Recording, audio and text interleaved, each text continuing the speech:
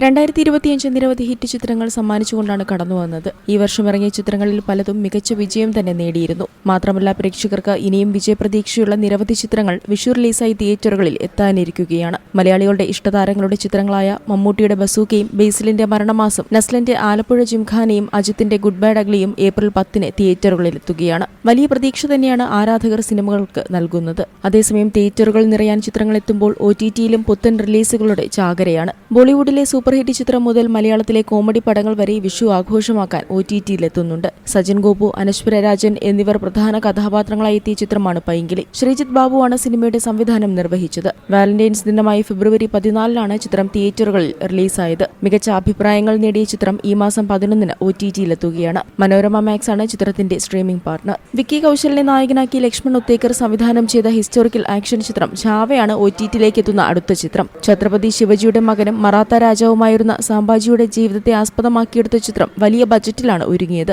Box ഓഫീസിൽ ഇന്ത്യയിൽ നിന്ന് മാത്രം 600 കോടിയോളം രൂപയാണ് ചിത്രം നേടിയത്. റിപ്പോർട്ടുകൾ അനുസരിച്ച് നെറ്റ്ഫ്ലിക്സിലൂടെ ഏപ്രിൽ 11 ചിത്രം OTTയിലെത്തും. മലയാള സിനിമയിൽ തന്നെ ഒട്ടേറെ പുതുമകളുമായി എത്തിയ ചിത്രമായിരുന്നു സൗബിൻ ഷാഹിർ, ബേസിൽ ജോസഫ് കൂട്ടുകെട്ടിലിറങ്ങിയ പ്രാവിൻ കൂടുഷാപ്പ്. ഒരേ സമയം കൗതുകവും ആകാംക്ഷയും പ്രേക്ഷകരിൽ നിറച്ച ചിത്രം മികച്ച പ്രതികരണം നേടിയാണ് തിയേറ്റർ വിട്ടത്. ഈ ചിത്രവും ഏപ്രിൽ 11 സോണി ലിവിലൂടെ OTTയിൽ സ്ട്രീമിംഗ് ആരംഭിക്കുകയാണ്. അരുൺ ഡി ജോസ് സംവിധാനം ചെയ്ത ബ്രൊമാൻസ് ആണ് OTTയിലേക്ക് എത്താനൊരുങ്ങുന്ന അടുത്ത ചിത്രം. ഫെബ്രുവരിയിൽ തിയേറ്ററുകളിലെത്തിയ ചിത്രത്തിൽ അർജുൻ അശോകൻ, മഹിമ നമ്പ്യാർ, ശ്യാം മോഹൻ, സംഗീത്, കലാഭവൻ ഷാജോൺ, മാത്യു എന്നിവരാണ് പ്രധാന കഥാപാത്രങ്ങളായി എത്തിയത്. ആഷിഖ് ഉസ്മാൻ പ്രൊഡക്ഷൻസിന്റെ ബാനറിൽ ആഷിഖ് ഉസ്മാനാണ് ചിത്രം നിർമ്മിച്ചത്. ജോ ആൻഡ് ജോ, 18+ എന്നീ സിനിമകൾക്ക് ശേഷം അരുൺ ഡി ജോസ് സംവിധാനം ചെയ്ത ചിത്രമാണിത്. റിപ്പോർട്ടുകൾ പ്രകാരം ജിയോ ഹോട്ട്സ്റ്റാറിലൂടെ ചിത്രം ഈ മാസം തന്നെ OTTയിലേക്ക് എത്തും. Entertainment desk, Zee Malayalam news.